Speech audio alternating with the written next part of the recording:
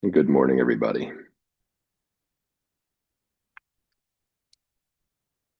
Welcome to Most Important Conversations Daily Meditation. This meditation we conduct Mondays through Fridays. And the meditations begin with a talk each morning and then are followed by a couple of variations of meditations that we alternate throughout the week. The theme of the meditation and the talks that we start with every morning is liberation. And it's derived from our body of work called Whole Life Architecture that we have a program for. You're welcome to take a look at it at TMICglobal.com. If anything that we're teaching interests you, we'd invite you to check out the community. Today, I want to talk about the hard way. We have this conditioning, we have this perspective that we have been taught that life shouldn't be hard. That if something is hard, something must be going wrong. That the only way forward, the right way, should be easy. What we fail to recognize in this perspective is that it is only through the hard way that growth ever occurs, because what the hard way means, if we take a step back and try to understand what do we mean by the hard way, we mean that there is some resistance to the path that we are on that we must break through or transmute to get to where we are seeking to go, to get to the next phase of our journey. But we live in a society that is very highly structured to take care of most of our needs. And so we've inherited a perspective that life is easy. If you look at how inconvenienced, years ago, the sort of trope or meme of the Karen became a popular cultural meme. And I think for men, they had, I think it was the Ken or something. I can't remember. There was a different name for men who exhibited the similar behaviors to the Karen. But basically, these were individuals who were so entitled, who were so taken care of by the system and the structure, that the slightest inconvenience, getting their coffee made wrong, getting their food made wrong, not having the best customer service in a store or in an airplane, the slightest inconvenience for these people who kind of conform to this meme would send them spiraling into a complete childish meltdown. To me, the Karens and the Kens, if that was the name, I think it was, of the world are just the embodiment of how conditioned we are that life ought to be easy and that we should always get our way. Well, what is the our way? That's the way of the ego. And remember that the two driving motivators of all human behavior, subconsciously, until mastered, is the avoidance of effort and the avoidance of discomfort. So the Karens and the Kens personified the avoidance of effort and the avoidance of discomfort. They were not willing to experience a breakthrough. They were not capable of transmuting what was happening in life and bending it around their experience and into their will so that they could absorb it and move through it.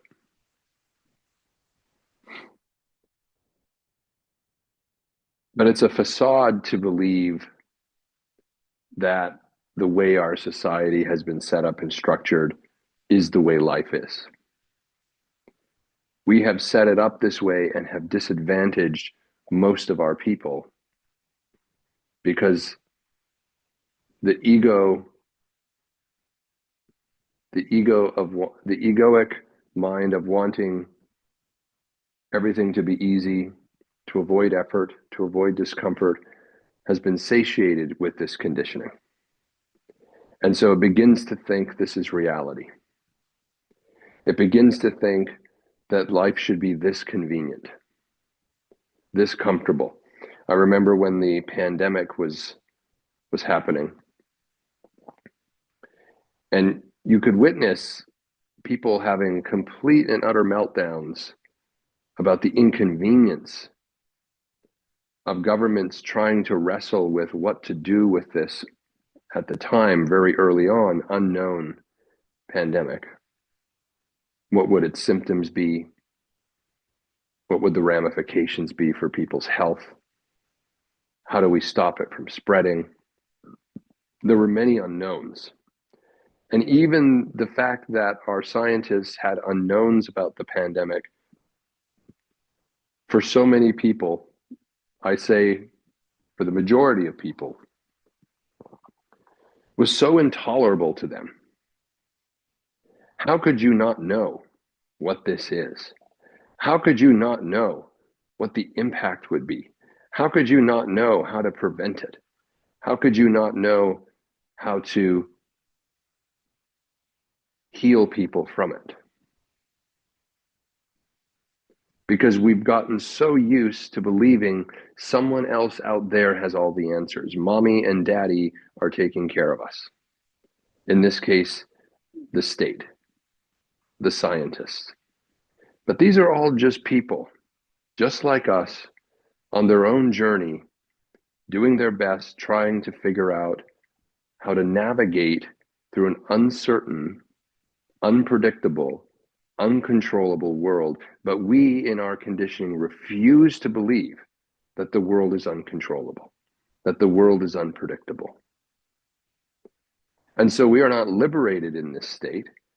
We are bound to a mythology that life should be easy, convenient, totally set up for us. And when that doesn't occur to us in our experience, someone is to blame. Someone needs to be held accountable. Someone needs to be punished because I cannot be inconvenienced. You can see this is the height of narcissism.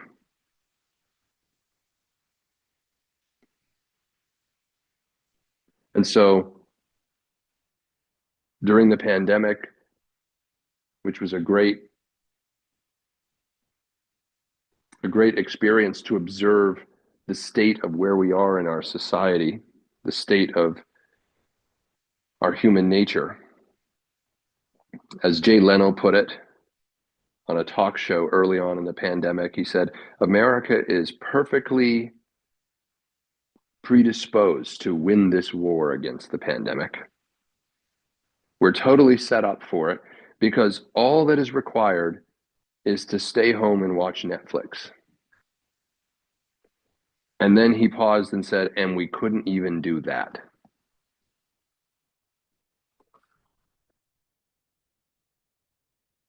Because we were inconvenienced. You know, on any other condition, in any other situation, if you had said to people who had jobs, hey, listen, we'll still pay you and you just have to stay at home or maybe the government will pay you because we won't, or it's going to be some hybrid, but you're going to get some money and all you have to do is stay home and watch Netflix, and there was no pandemic, you'd have a lot of people who think, damn, I just won the lottery. I get paid to watch Netflix. But it's when we take away the option, which happened during the pandemic, oh, and by the way, you have to wear masks and you can't go outside and do other things. It's almost like you take away an option that they may or may not have chose, and suddenly they don't want the ability to just relax at home and watch Netflix. And I know I'm oversimplifying it, but I'm trying to make the point that we always want our way.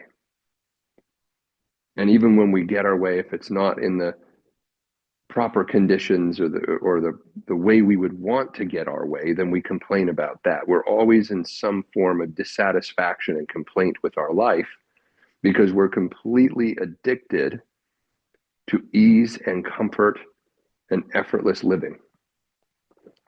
And because of this addiction, because of this attachment, we cannot claim to be liberated.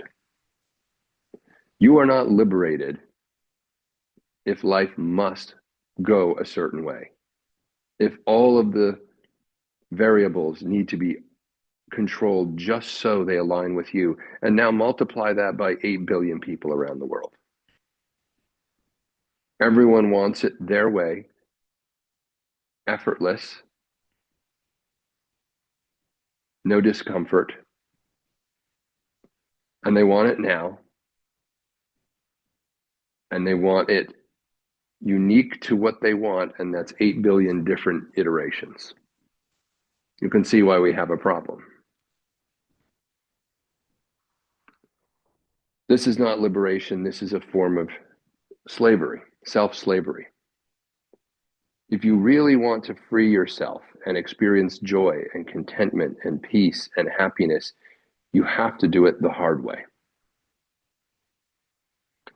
The hard way begins by recognizing that no one is going to save us. We co-create and collaborate in community, but we are 100% responsible for us, even in those interactions. And not at the expense of others. We are just 100% responsible for us. Someone doesn't have to lose so that we can win. That's not what I'm saying. I'm saying if you open your mind, if you open your heart, if you are willing to meet with another and create and collaborate in community where both of you take 100% responsibility for yourself, then you step into an environment of mutual creation, of co-creation. Often when we think of liberation, we think that there's not anything that is required of us to attain it, that someone else is going to take care of us, that all we have to do is join a program or sign up for a course or a workshop. And this is the essence of what we teach in whole life architecture called the near win. Our brain will do everything it can to avoid the discomfort and effort of change. So it neurochemically rewards us to begin the process of change and never see it through. And so we get trapped in this expectation that, well, it was them, they didn't deliver the value. One time we had a woman join whole life architecture, or she was considering joining, I should say. She didn't end up joining. And she asked me the question, how can you guarantee that I'm going to get the value out of this program? And our program is a never-ending program. It's a community that just keeps going. And I said, I can't guarantee you're going to get the value because it's not up to me to get the value. We provide the container, we provide the construct, we provide the community. You have to show up 100% and get the value. You have to do the work. You have to lean into the hard way. It's only hard because we relate to it as hard. And we relate to it as hard because of our expectation that everything should be easy. We can transmute and retranslate hard to be in full approval and acceptance, and it's no longer hard. It just is. It's the isness of what it takes to actually transform and liberate oneself from a conditioning that has you living like an infant and a child, and an emotional state that is at best that of a 5-year-old. Most people in our world right now, especially in the Western society, are unconscious, habituated walking reactions to everything that happens to them. They are victims in their own life. The Karens and the Kens are victims. Their milk wasn't frothy enough. They are inconvenienced, and all hell needs to break loose. If you don't want to live like a victim, then you have to liberate yourself from your conditioning, and that won't be easy and it won't be comfortable. You're not going to get your way, but you will be able to create what's possible for yourself.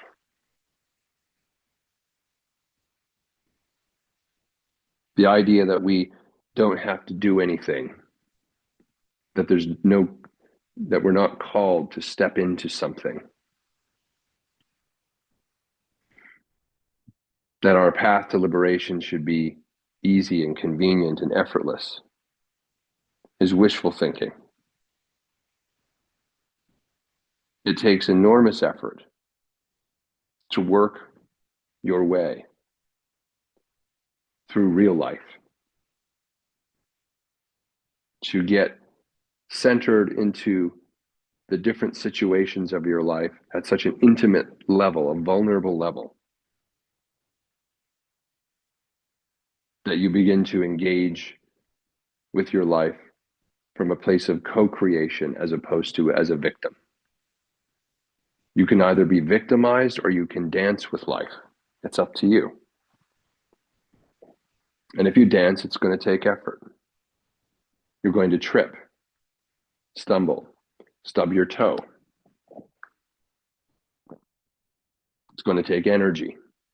You're going to have to learn things. And in this age of artificial intelligence where everything is about to be turned upside down and reinvented, the sooner people begin to step into a path of liberation and master themselves to be able to be nimble and agile and adaptive and creative, the sooner people do that, the better off they're going to be.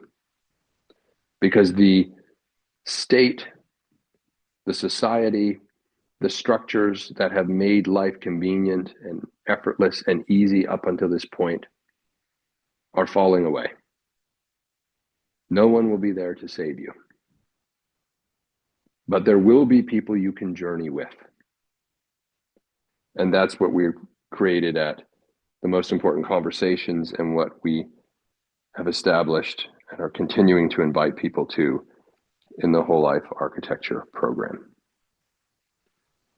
The bottom line is, you must be willing to stand alone in your power and then join yourself to a community of others doing the same, and learn to co-create and transmute, as opposed to be victimized by your ego, who believes that life should go the way you think it should go.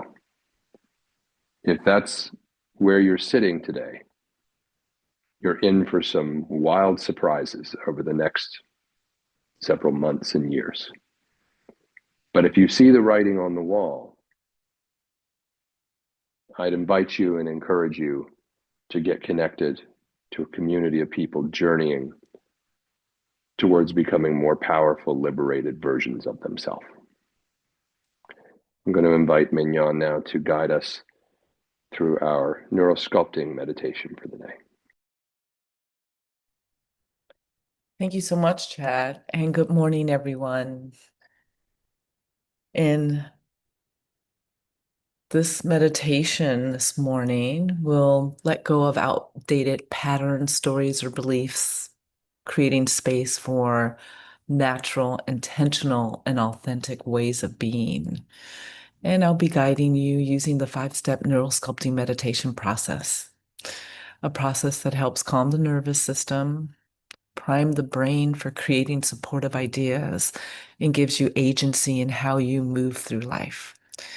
I'll be giving brain cues and toggles, so you might hear me spelling out words, dialing up or down, or bringing up bizarre imaginings. And these are all by design. And I'll be guiding this meditation for the week as an opportunity for you to deepen your practice and experience its full benefits. I've found that returning to the same meditation regularly can be incredibly supportive in reinforcing desired outcomes and creating lasting shifts. So let's begin. We're going to take this time to go on a little meditation journey together. This journey is going to be about releasing or reshaping what doesn't serve us so that the body no longer has to hold what doesn't work. And we will start this journey together by saying hello to the body, inviting the body to do whatever it needs to do in this moment so that you can find your way towards comfort and rest. You might want to adjust the cushions, maybe give yourself a big exhale.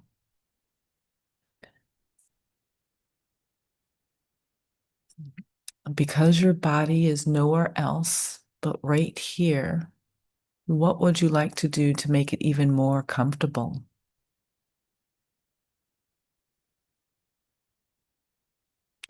Would you like to fill yourself up with a large inhale so that your next exhale can flow right out of you effortlessly?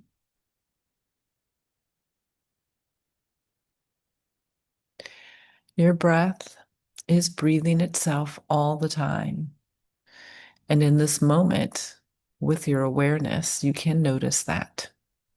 You can influence that by following the next breath as it's diving down on the inhale into the body, into the lungs, maybe into the lower belly,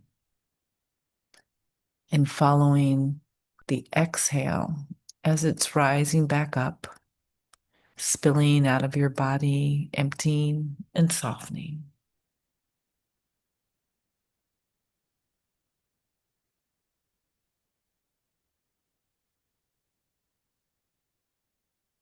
This repetitious and supportive breath is doing this remarkable job in all moments, filling you and emptying you. And with a deeper inhale and longer exhale, maybe your body would like to nestle down into the cushion or seat just a little deeper.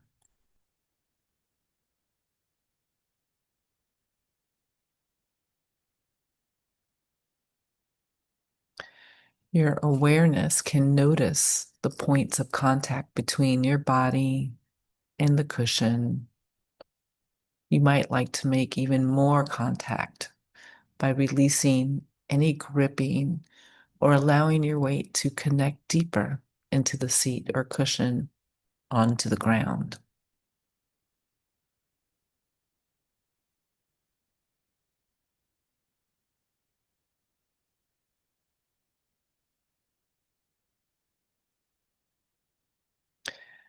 Your body is right here, breathing and settling, and your environment is contributing to your basic comfort.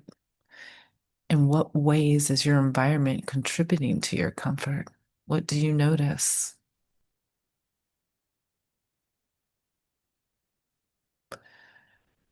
Maybe it's the softness of a blanket, the comfort of your favorite shirt, or even a comforting thought you have at this moment.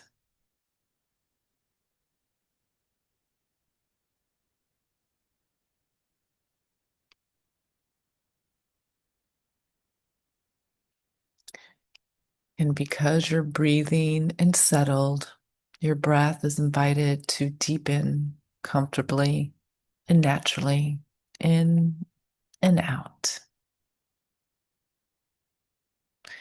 As your body continues to slow itself down You are invited to awaken your creative mind playfully. It might be interesting for you to imagine playing your favorite musical instrument like a master. Maybe you could imagine playing a piano or a guitar, or maybe something more exotic like a sitar.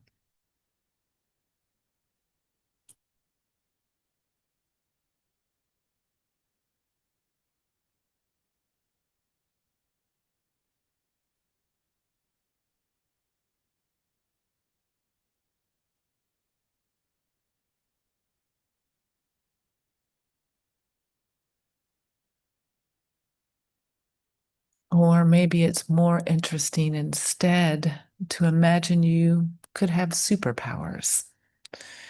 I wonder what superpower you would choose. Maybe being incredibly strong or moving faster than the speed of light. What's your superpower?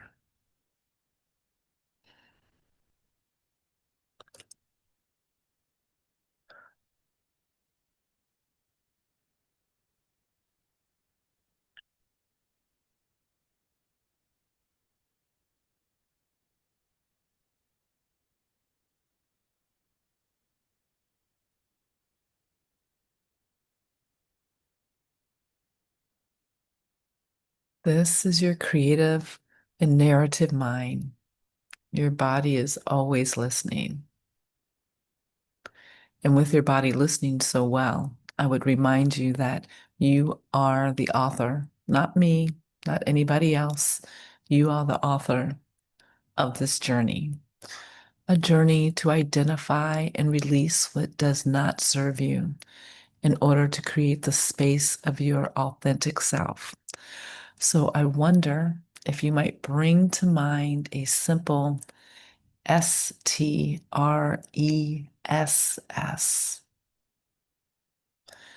a stress that your body has been carrying. This might be recent or this might be ancient.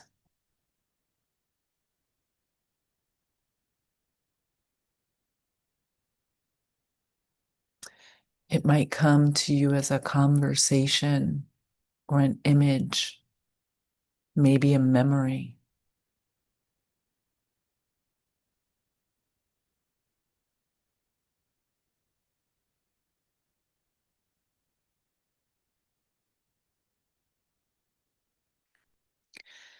And this particular stress or story or belief that you are imagining in this particular moment might have a particular color according to your creative mind.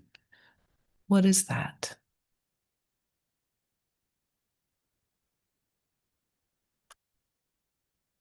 Maybe it's blue, maybe it's dark red, it might be striped or something else.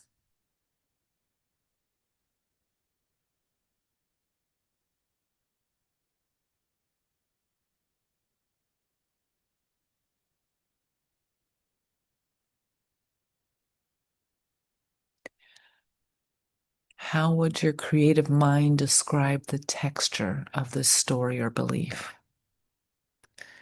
Is it rough like sandpaper? Is it sharp and pointed? Maybe it's too cold or too hot. Maybe it's slimy or heavy like a brick. What comes to mind for you?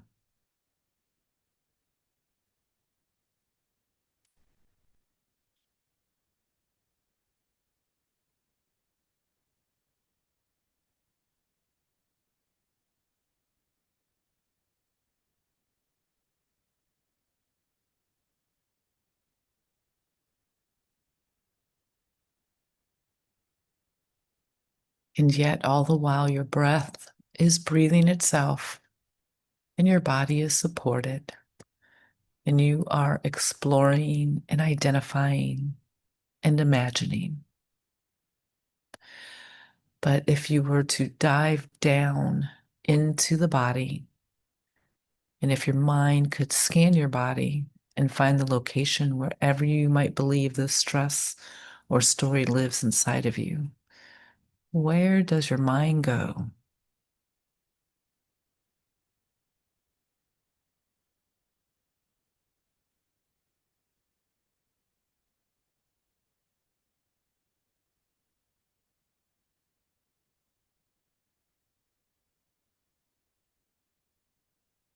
Are these colors and textures heavy in your belly or sharp in your back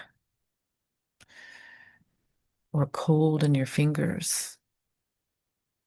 What do you observe that is particular to you?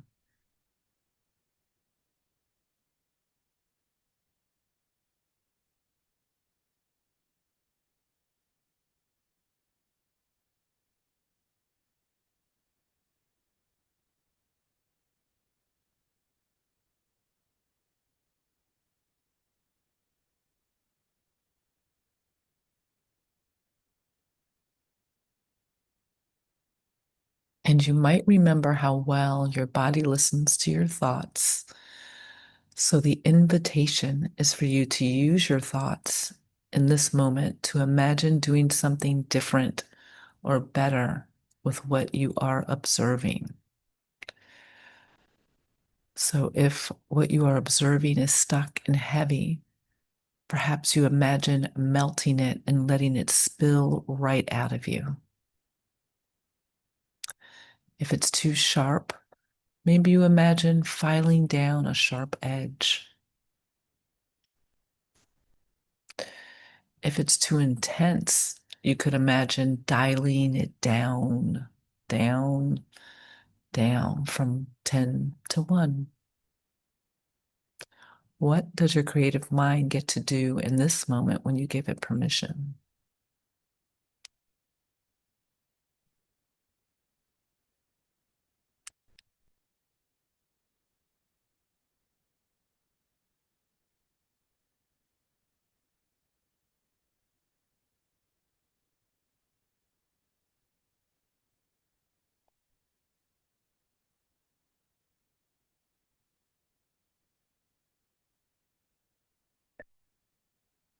And as your mind explores, your body listens. And sometimes it listens so subtly you don't notice. And other times it listens so profoundly it's obvious. And because your mind is shifting this particular story in this particular moment, how would you like to notice your body listening? Do you become aware of space?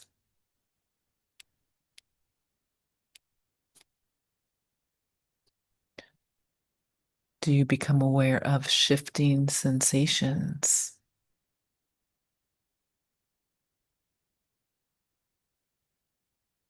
Maybe a muscle somewhere softens. What do you notice?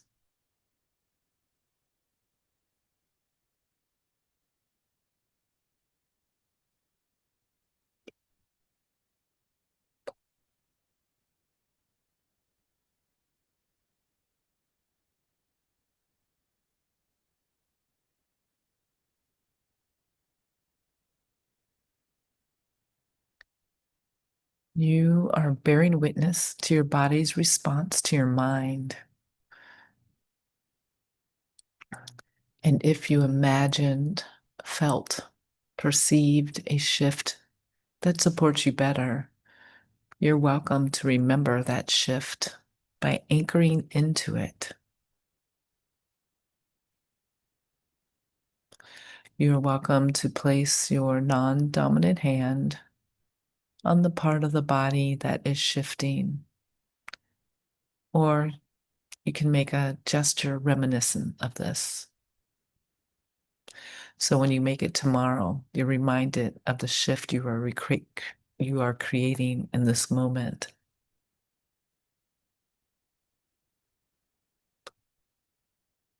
Embodying this shift right in your own hand.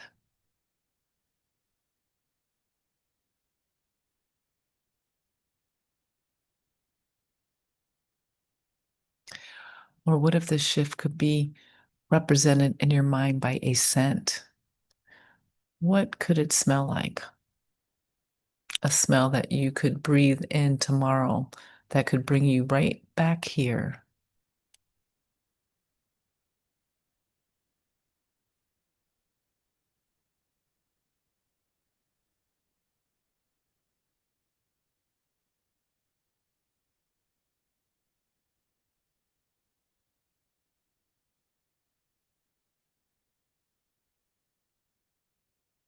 You are invited to use your next few breaths to settle into this shift, inviting it to expand or continue shifting if that's comfortable.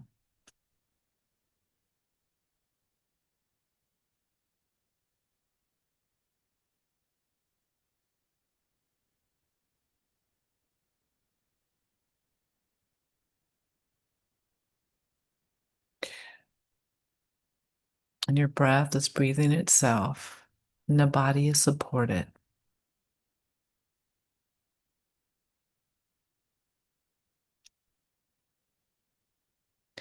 And if you could come up with one activation word that you could say to yourself tomorrow that would bring you right back to your capacity to shift, what would that word be?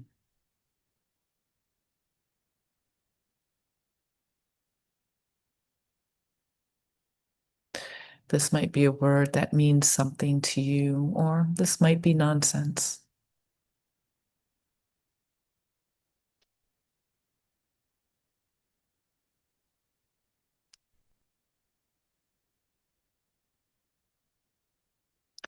What if this word were a neon sign? What color would that sign be? Each letter glowing.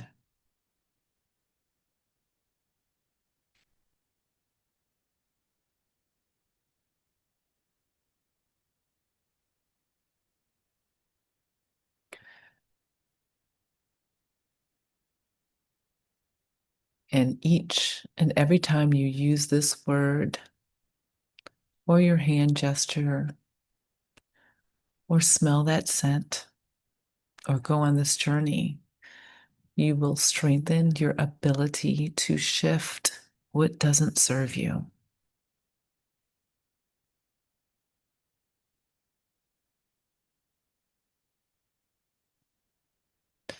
And all of this is already inside of you, and you can invite it to integrate more and more along with your breathing. As I leave you for the remaining time, allowing this shift to evolve, be well.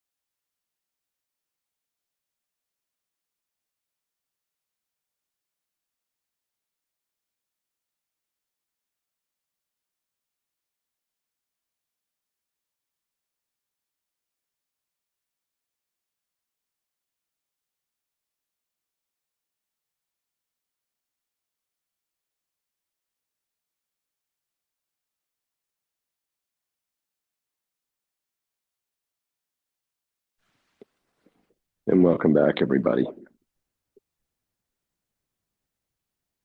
Reconnecting to the world without from the world within.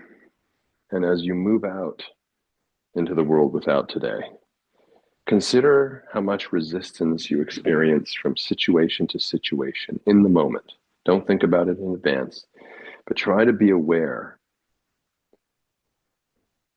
in each moment of the resistance that you experience to things not going the easy way, the resistance you experience to the way things are, the resistance you experience to having to put in effort, having to have your comfort challenged. These are little openings, little opportunities for us to be able to increase the awareness of how trapped we actually are in our lives, of things having to go a certain way for us to regulate our nervous system, to feel at peace, and to begin to titrate and open to new possibilities and experience the discomfort and the effort that that takes is a skill that is going to set you up to be able to flow with these changing times. And you may not have a lot of capacity. It may be something as trivial as the order at the restaurant being delivered wrong, and notice your reaction. Are you angry, irritated? Should someone be punished in your thinking? If you're that overwhelmed by the trivial, how do you think you will tolerate